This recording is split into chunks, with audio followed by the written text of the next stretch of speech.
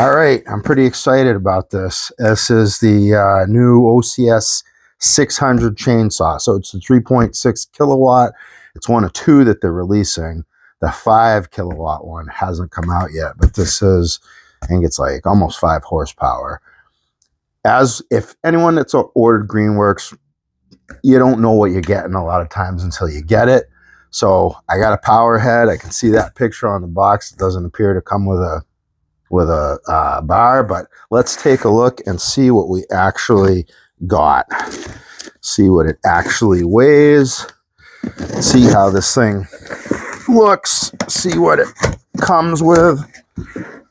All right, so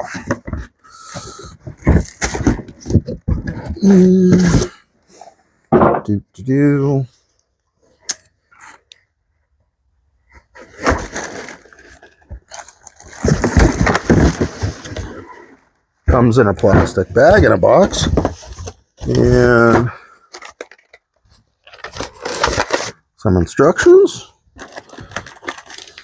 a tensioning tool, a brush, and that's about what we got. So let's take a look. I see it's got this air filtration they were talking about. See this piece here? We'll take a look. You got a power button here. I think that is a display here. So the other ones had a plastic cover. This has an actual magnesium cover. Now, I only see one set of bucking spikes, but I see a place where you could put a second set of bucking spikes if you wanted them.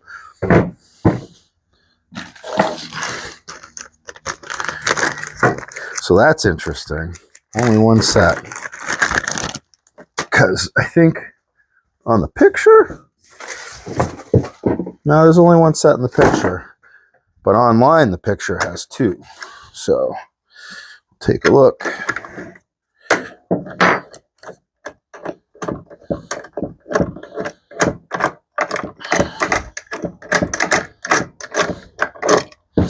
And this is more of a Husqvarna size style guard where you got that rubber piece so that the chips fall downwards. And I don't know what kind of bar this takes. There's a picture of an 18-inch bar. Okay, so this is also Husqvarna style where the tensioner's in the cover plate, which makes sense why it's a metal cover plate instead of plastic, because you're depending on that to tension. So I got a Husqvarna small mount, so I just want to see if that's what actually mounts up, and does it line up with the oiling hole. And it looks like it does. Now, the more important thing that I want to see on this chain, I think they finally decided to go with something a little beefier. Now, I've changed tons of these over, but I believe this, yep, it comes with a 3/8. So this thing is coming to be used with a 3/8.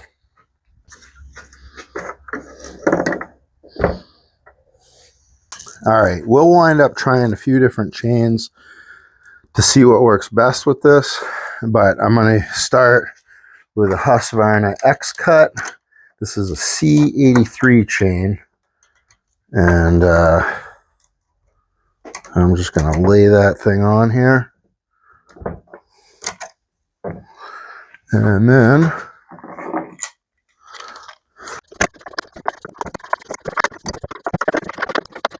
pretty tight, but it's new. That should loosen up. We got our oil. Let's put some oil in this thing. Okay. So we got a 20-inch bar on it. We got oil in it. Let's see what this thing weighs.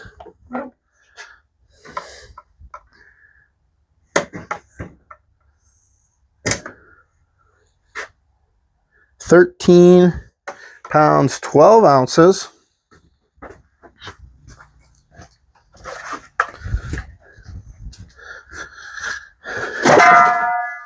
Today we're going to be trying this with 2 batteries. So the first one is what's recommended, which is the Core 400. And we're at 18 pounds, 8 ounces. So exactly 18.5 pounds. So this is pretty much the same weight as the CS34, but you can see the way this is set up. It has cooling back here for the battery, which the old one isn't set up in that way. And then you got room in here for airflow. And with this Core 530, 19 3/4 pounds. So that's pretty much exactly the same as the CS or 82 CS34. And we got our power button, so it's on. Now you got power indication.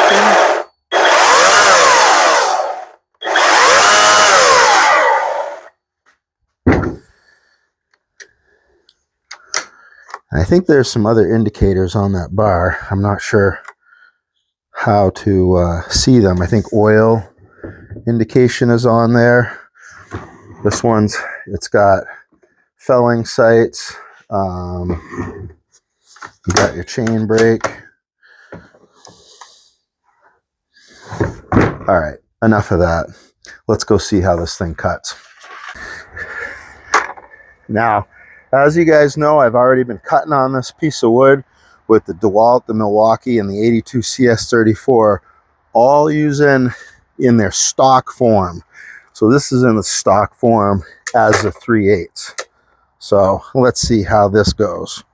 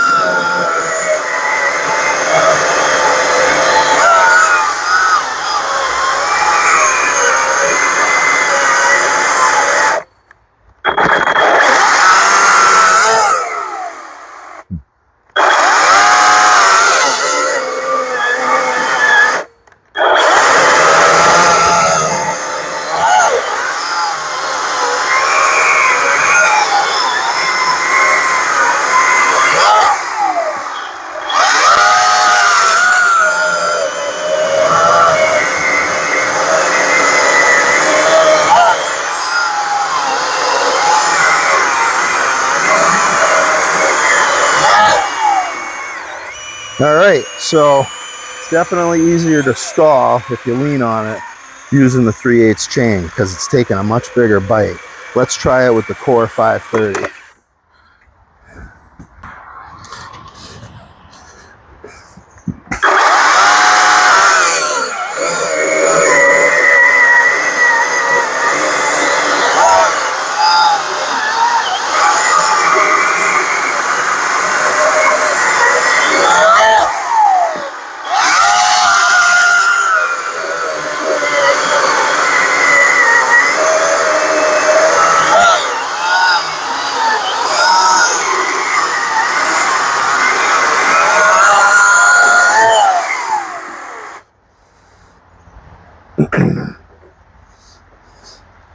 Well, definitely feels like it's cutting quicker.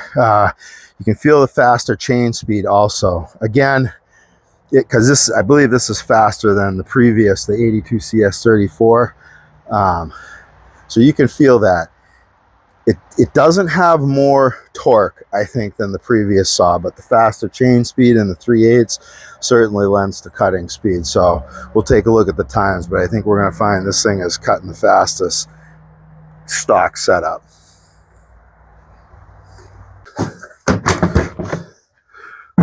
So I want to take a look inside see how the oiling is going.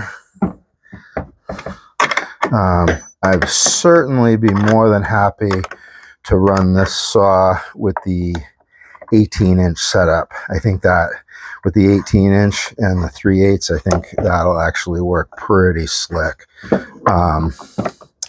I don't know that there's a need for another set of bucking spikes on this. I mean, I guess if you're coming from the outside, but this setup is really relying on speed more than torque, the way this is set up.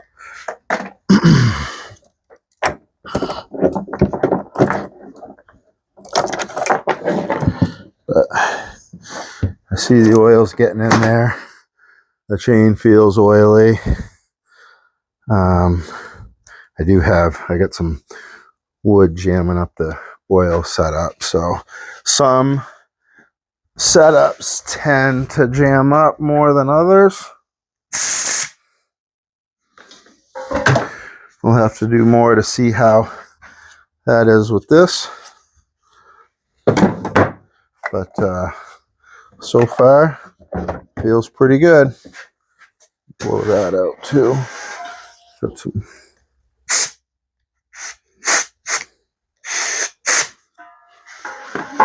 A lot of metal on here. I mean, it's still got the plastic, but certainly a lot of metal. So I like that.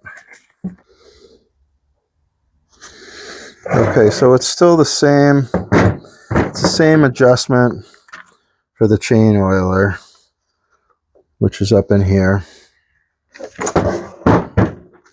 So that appears to be a pretty similar system. Oh, here we go. There's an oil level indicator if the oil tank's empty. I don't know if you can see that. This is what the display is going to look like. There's a power, and maybe that is a warning of when your battery's getting low. The power warning indicator will illuminate if the product isn't at maximum power. So maybe that's if your battery's low. Okay, so the only thing I really got here is this soft brushes for cleaning the wood chips. What I use compressed air for, and then cleaning that screen out. There we go.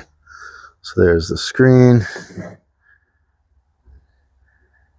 I think that goes in towards the motor for cooling.